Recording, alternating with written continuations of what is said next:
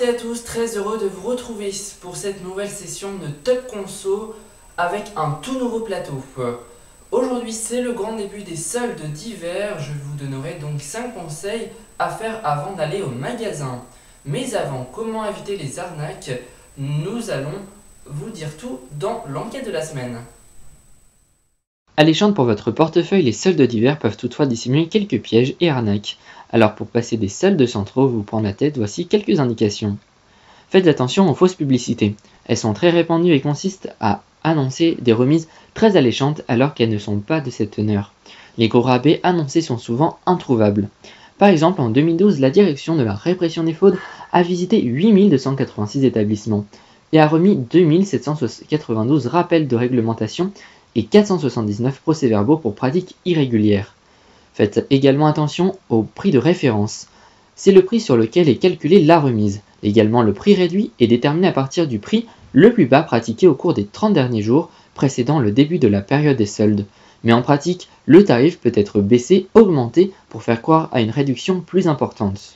Il est également important de faire attention à ce faux dicton pendant les soldes, ni repris ni échangé. Car en effet, si un pantalon que vous avez acheté n'est pas à votre taille ou n'est plus à votre goût, il sera impossible pour vous de le faire reprendre ou de l'échanger. Mais attention, si le produit possède un défaut ou une malcontrefaçon, à ce moment l'échange, la réparation ou la remise du produit doivent être effectués par le magasin. Les soldes doivent de plus être effectués sur une collection lancée il y a au moins un mois. Si ce délai n'est pas respecté, le magasin se trouve en fraude. Enfin, les étiquettes doivent comporter l'ancien prix barré et le prix soldé et le taux de démarque. Alors prenez 2 minutes de plus par article pour bien vérifier cela, pour éviter de vous faire arnaquer dans l'achat de vos produits. À présent, voyons 5 conseils à faire avant de faire les soldes. Premier conseil, faites une liste des choses dont vous avez vraiment besoin, car en effet cela permettra d'éviter de vous retrouver avec une multitude d'articles que vous n'avez pas besoin ou que vous avez déjà au fond de votre placard. Vous pouvez d'ailleurs en profiter pour faire un peu de rangement en faisant cette liste.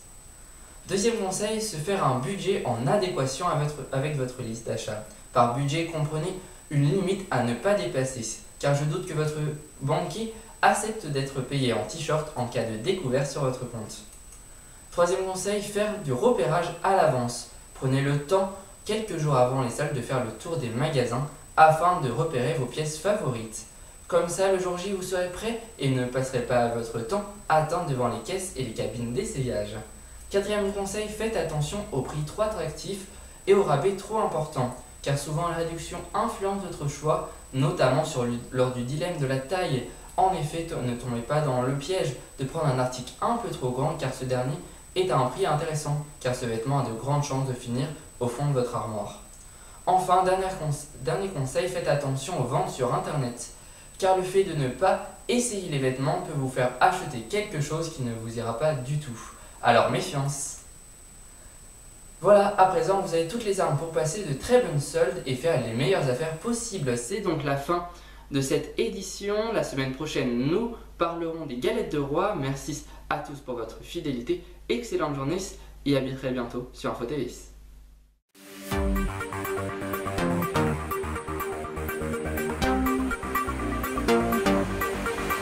Rendez-vous tous les samedis à 18 h sur InfoTV pour votre téléjournal.